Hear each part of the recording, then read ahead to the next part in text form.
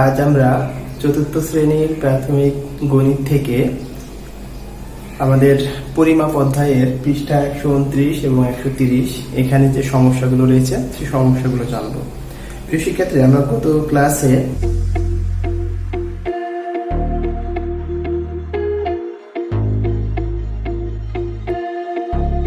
ক্ষেত্রফল সম্পর্কে জেনেছিলাম। ক্ষেত্রফলের জন্য আমরা জানি যে ক্ষেত্রফলটা হচ্ছে দুইটা এককের গুণফল, অর্থাৎ দৈর্ঘ্য এবং প্রস্থ।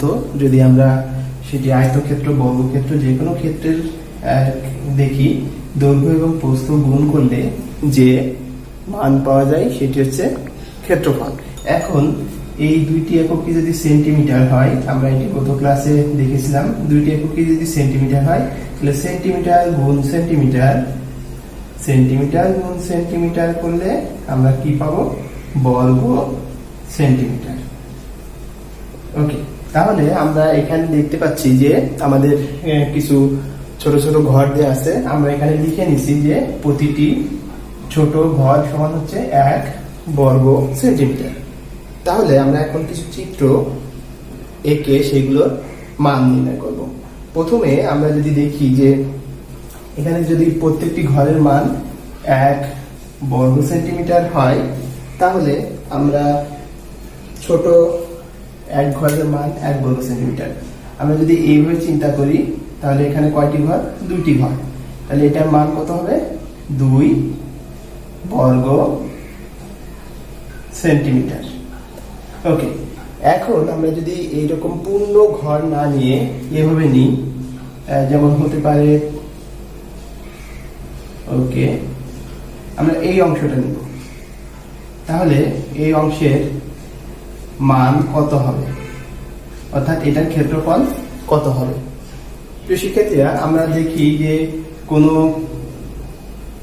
বর্গাকার ঘরকে এই যে অংশটা দেওয়া আছে এটা হচ্ছে সমান 2 ভাগে বিভক্ত করে, তাহলে এটি হবে অর্ধেক অংশ, অর্থাৎ এখানে একটি ঘরের মান ছিল 1 বর্গ সেন্টিমিটার, তাহলে এই অর্ধেক অংশের মান হবে হাফ বর্গ সেন্টিমিটার। অনুরূপভাবে এখানে পরের যে বর্গটা ছিল সেখানে যদি আমরা এইভাবে আর একটা বর্গ কল্পনা করি এবং এই অংশটা নিই, তাহলে এইটুকু হাফ অংশ, অর্থাৎ হাফ আর হাফ যোগ করলে পাওয়া যায় হচ্ছে 1 যোগ 1, তোমরা ভগ্নাংশে যোগ করেছো, তাহলে 2/2 মানে হচ্ছে 1। তাহলে এই যে অংশটা আছে এই অংশটার ক্ষেত্রফল 1 বর্গ সেন্টিমিটার। আশা করি সকলে বুঝতে পেরেছো, কারণ আমাদের এখানে এটা হচ্ছে এই বর্গক্ষেত্রের অর্ধেক অংশ এবং এই বর্গক্ষেত্রের অর্ধেক অংশ, অর্থাৎ আমরা যতগুলো এইভাবে ত্রিভুজ, দুইটা ঘরের মধ্যে ত্রিভুজ আঁকলে সেটি হবে 1 বর্গ সেন্টিমিটার। ওকে, এরপর আমরা আরেকটি সমস্যা দেখি। সমস্যাটি, ওকে, আমরা এইখান থেকে এই পুরা অংশটা নিলাম এবং এখান থেকে এইটুকু অংশ নিলাম, তাহলে এইটার ক্ষেত্রফল কত হবে? ওকে, এখন দেখো আমরা এই পর্যন্ত ক্ষেত্রফল যা জানি, এই পর্যন্ত কয়টা ঘর আছে? 1টা 2টা 3টা 4টা। তার মানে এই যে অংশটা আছে এই অংশটার ক্ষেত্রফল কত? এই অংশটার ক্ষেত্রফল হচ্ছে 4 বর্গ সেন্টিমিটার। এখন আমাদের এই অংশের ক্ষেত্রফল বের করতে হবে। এখন দেখো প্রিয় শিক্ষার্থীরা, এখানে কয়টা ঘর আছে? 2টা ঘর। আমরা যদি 2টা বর্গক্ষেত্র পাশাপাশি আঁকি, 2টা বর্গক্ষেত্র পাশাপাশি আঁকি এবং তাকে যদি মাঝখান বরাবর ভাগ করি, তাহলে দেখো তো এটি একটা আয়তক্ষেত্র না? এই যে একটা 2টা বর্গক্ষেত্রকে আমরা যদি একটা তুলনা করি, অর্থাৎ এই রেখাটা মুছে দিই, তাহলে কিন্তু এটি একটি আয়তক্ষেত্র হয়ে যাবে। আর আয়তক্ষেত্রের এইভাবে যদি আমরা ভাগ করি তাহলে এই অংশ আর এই অংশ সমান, 2 অংশ পরস্পর সমান, তার মানে এটা অর্ধেক হয়ে যাবে। তার মানে আমরা যদি 2টা ঘরকে এইভাবে ভাগ করি তাহলে এইটা হবে একটা অংশ, এইটা হবে একটা অংশ, তার মানে পুরাটার ক্ষেত্রফল ছিল কত? 2 বর্গ সেন্টিমিটার। তাহলে এই একটা অংশ কত হবে? এর অর্ধেক হয়ে যাবে, তাহলে 2 এর অর্ধেক কত? 1 বর্গ সেন্টিমিটার। তাহলে এই যে অংশটা আছে এই অংশটার মান হচ্ছে 1 বর্গ সেন্টিমিটার, আর এখানে আছে 4 বর্গ সেন্টিমিটার। তাহলে মোট কত হবে? 5 বর্গ সেন্টিমিটার। ওকে, তাহলে এই যে ত্রিভুজ বা বহুভুজ, এই বহুভুজের ক্ষেত্রফল হচ্ছে 5 বর্গ সেন্টিমিটার। আশা করি এই ধরনের সমস্যা তোমাদের পাঠ্য বইয়ে যে 129 পৃষ্ঠা আছে সেখান থেকে তোমরা ইজিলি করতে পারবে এবং এটা তোমরা পূরণ করবে এবং এই চিত্রগুলো কত বর্গ সেন্টিমিটার ক্ষেত্রফল বিশিষ্ট সবগুলা তোমরা বাসায় প্র্যাকটিস করবে। ওকে, আমরা এখন যাব ক্ষেত্রফল নির্ণয়ের যে সূত্রগুলো। আমি গত ক্লাসে তোমাদেরকে ক্ষেত্রফল নির্ণয়ের সূত্রগুলো সম্পর্কে বলেছিলাম, সূত্রগুলো সম্পর্কে আবারও বলবো। তার আগে আমরা সেই ত্রিভুজ এবং বর্গ এবং আয়তক্ষেত্র এই দুটি বিষয়ে আবার একটু রিভিউ করতে যাচ্ছি। ওকে, এটি হচ্ছে একটি বর্গ, আর আমরা জানি বর্গের সবগুলো বাহু সমান, এবং চতুর্ভুজ, দুটি চতুর্ভুজ, এটি হচ্ছে আয়তক্ষেত্র যার বিপরীত বাহুগুলো সমান, কোণগুলো সমকোণ।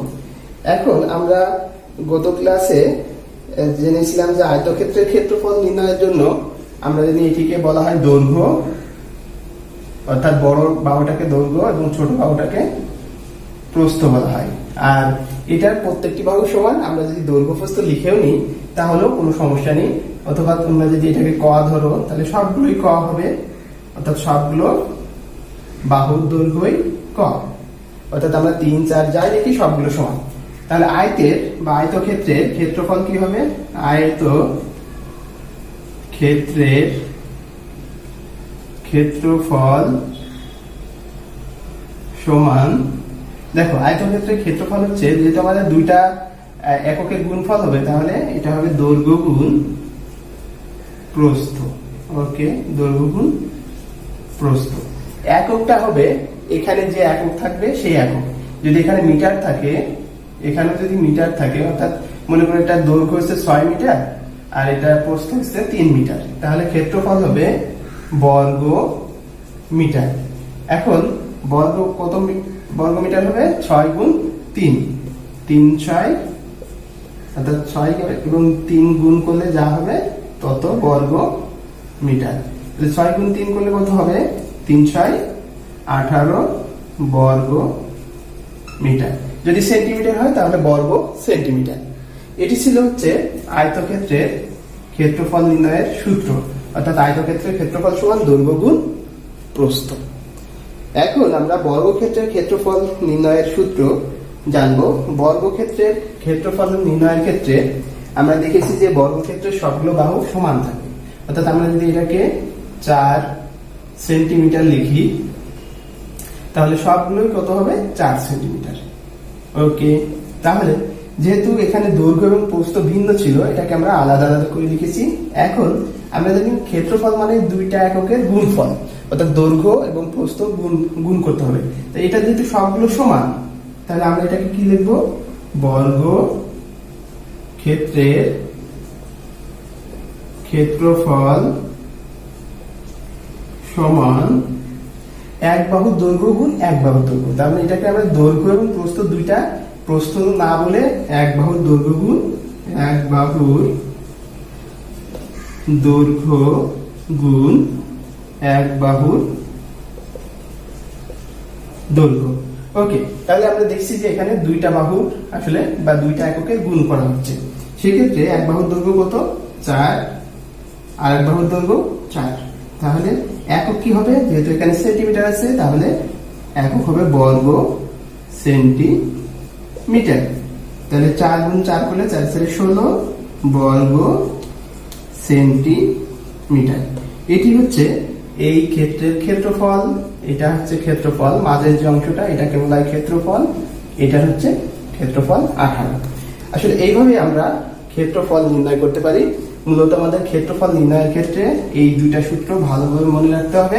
একটি আয়তক্ষেত্রের ক্ষেত্রফল সমান দৈর্ঘ্য গুণ প্রস্থ, আর একটা হচ্ছে বর্গক্ষেত্রের ক্ষেত্রফল সমান এক বাহুর দৈর্ঘ্য গুণ এক বাহুর দৈর্ঘ্য। ঠিক আছে?